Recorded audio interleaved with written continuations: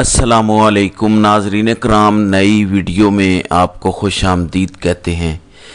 इंतज़ार की घड़ियां ख़त्म हो गई हैं। कैदी नंबर 804 की जानिब से तबले जंग बजा दिया गया है। कैसी तहरीक का ऐलान किया गया है जो हुकूमत और इस्टेब्लिशमेंट के वहम गुमान में नहीं थी। यानी इस बार हुकूमत को कंटेनर्स लगाने की ज़रूरत नहीं पड़ेगी। सिर्फ इस्लामाबाद नहीं बल्कि पूरे मुल्क के अंदर दमादम मस्त कैलेंडर होने जा रहा है।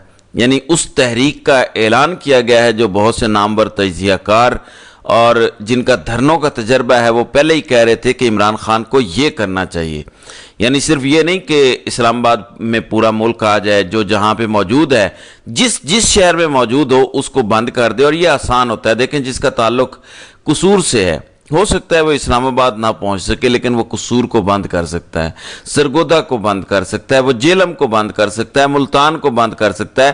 क्वेटा वाले अगर इस्लामाबाद पहुंचेंगे तो उनको 3 दिन लग जाएंगे, लेकिन वो क्वेटा को बंद कर सकते हैं। तो खान ने सबको हैरान भी कर दिया है, परेशान भी कर दिया है। आग का खेल शुरू हो चुका है। बड़े बड़े बुर्ज उलटने जा रहे हैं। आज अडियाला में खान फुल फ्लैज गुस्से में थे। अलीमा खान ने क्या गुफ्तगू की है, फिर मोहम्मद बिन सलमान की जानिब से क्या अनहोनी तो छोटा लफ्ज़ है, क्या अन्नी पाई गई है, खीर की गई है। और फिर भारत के अंदर एक बड़ी तबाही, बल्कि बहुत बड़ी तबाही आप उसको कह सकते हैं। बारूद से भरा हुआ एक बहुत बड़ा बहरी बेड़ा डूबा है। कितने उस पर कंटेनर्स थे और उससे क्या नुकसान होने जा रहा है। कोई जहरीला बारूद था, धमाका खेज बारूद था। इस हवाले से भी खबरें आपके सामने रखनी है। कल तोशाखाना 2 की समाअत हुई। अलीमा खान की इमरान खान से मुलाकात हुई, बैरिस्टर गौहर की मुलाकात हुई, लाहौर की इंसदाद दहशत गर्दी की अदालत में भी समाअत हुई। वहाँ पे बताया गया कि इमरान खान फोटोग्रामेटिक टेस्ट नहीं करवा रहे और वो जो पॉलीग्राफिक टेस्ट है वो भी नहीं करवा रहे। तो अदालत ने हुक्म दे दिया दोबारा कि आप अडियाला जाएं, आप इमरान खान का फोटोग्रामेटिक टेस्ट करें। ये टेस्ट तारे लगा कर करें। इस वजह से भी खान गुस्से में थे। अब खान का जो पैगाम आया है, जो तहरीक का ऐलान हुआ है, जुनैद अकबर की जानिब से जो बयान दिया गया है, सबसे पहले वो सुन लें। अलीमा खान बताती हैं कि खान गुस्से में थे, शदीद गुस्से में थे। आमतौर पर इमरान खान इतने गुस्से में नहीं होते। कहती हैं खान ने कहा है कि ये जो भी फिरौनियत है, यजीदी और फिरौनियत का निज़ाम है, इसके आगे मैं नहीं झुकूंगा। बड़ा वाज़ेह पैगाम है। कहा जा रहा है कि पिछले कई दिनों से जो मुलाकातें हो रही थी, राब्ते हो रहे थे, मैंने आपको बताया था कि खान नवाज शरीफ नहीं बनने जा रहा, खान खान ही रहेगा। फिर वो चाहे जीते या हारे, वो इमरान खान ही रहेगा, वो नवाज शरीफ नहीं बनेगा। इसीलिए खान ने बड़ा वाज़ेह कह दिया कि फिरौन बनो, यजीद बनो, जितना बड़ा जुल्म करना है कर लो, लेकिन तुम्हारे सामने नहीं झुकूंगा। जेल इंतजामिया किताबें रोक लेती है, ये टॉर्चर के जुमरे में आता है, अदालती अहकामात की तौहीन करती है और इमरान खान के डॉक्टरों को मुआयने की इजाज़त नहीं दी जाती। उन्होंने बताया कि मेरे मुआयने की इजाज़त नहीं दी जाती। कहती हैं इमरान खान ने कहा जो आम कैदियों के हुकूक होते हैं मुझे वो भी नहीं दिए जा रहे। बच्चों से 8 माह में 1 मरतबा बात कराई गई, बहनों से मुलाकात नहीं करवाई जा रही। ये कौन सा कानून है जो अदालती अहकामात के बावजूद बहनों को मुलाकात नहीं करवाने देता। इमरान खान ने कहा कि पार्टी तैयारी कर ले, मैं पूरे पाकिस्तान में तहरीक का ऐलान करने वाला हूं। इमरान खान ने कहा कि सब पर गहरी नज़र रखी है, सब पर मेरी नज़र है। जो होम्योपैथिक बयान दे के निकल जाते हैं उन पर भी मेरी नज़र है। विकेट के दोनों तरफ खेलने वालों की पार्टी में जगह नहीं है। बड़ा वाज़ेह मौक़िफ़ खान का आ गया कि अब जिसने चलना है कश्तियाँ जला के चले, जो सर फिरा है, जो टकराना जानता है, जो 2 नंबर लोग हैं, जो विकेट के दोनों तरफ खेलते हैं, उनकी कोई जगह नहीं। फिर खान ने कहा कि एक बंदे की मुझे रिपोर्ट आती है, मुझे सब पता है। तो वाज़ेह किया कि अब पार्टी तैयारी करे, किसी को इस्लामाबाद नहीं बुलाऊंगा। यहां स्नाइपर बिठाए जाते हैं जो ऊपर से गोलियां मारते हैं। पूरे पाकिस्तान में एक तहरीक का ऐलान करने लगा हूं। तो खान ने कहा कि यह नजरिया की पार्टी है, इलेक्टेबल्स की नहीं। मैं सब पर नजर रख रहा हूं, अगर कोई इस नजरिए के साथ नहीं तो आइंदा उसकी पार्टी में जगह नहीं है। इमरान खान ने हसन न्याजी की बात की कि उसे 10 साल कैद की सजा दी गई। उसका कसूर यह था कि उसने पतलून उठा ली। मुझ पर दबाव डालने के लिए बुशरा बीबी को जेल में रखा हुआ है। यजीदी चाहते हैं कि कारकुनान का टेम्परेचर ना बढ़े और वो ना निकलें, इसलिए वीलॉग्स चलाए जाते हैं, यानी इस तरह की वीडियोस चलाई जाती हैं, वीलॉग्स चलाए जाते हैं और हमारे खिलाफ नैरेटिव बनाया जाता है ताकि लोग सड़कों पर ना निकलें। تو یہ صورتحال ہے۔ اب ذرا سعودی عرب کی خبر سن لیں۔ سعودی عرب کے اندر 2034 کے اندر فیفا ورلڈ کپ ہونے جا رہا ہے، اور وہ جو پچھلی دفعہ قطر کے اندر ہوا تھا، اربوں روپے اس پر لگتے ہیں اور اربوں روپے کمائے جاتے ہیں، اور قطر کے اندر 5-7 سال تک پورے قطر کو سجایا گیا، نئے سٹیڈیمز بنے، نئے ہوٹلز بنائے گئے، اور اس کی بھی پھر ریکوائرمنٹس ہوتی ہیں کہ یہ ہونا چاہیے، اس طرح کی میٹرو ہونی چاہیے، اس طرح کا انفراسٹرکچر ہونا چاہیے۔ تو اب خبر یہ ہے کہ سعودی عرب 2034 فیفا ورلڈ کپ سے قبل شراب پر پابندی میں نرمی کرنے جا رہا ہے۔ کھلے عام سعودی عرب نے پوری دنیا کے اندر مخصوص فرقوں کی پروموشن کے لیے اربوں ڈالرز لگائے۔ پاکستان کے اندر بھی مختلف فرقوں کو پروموٹ کیا گیا۔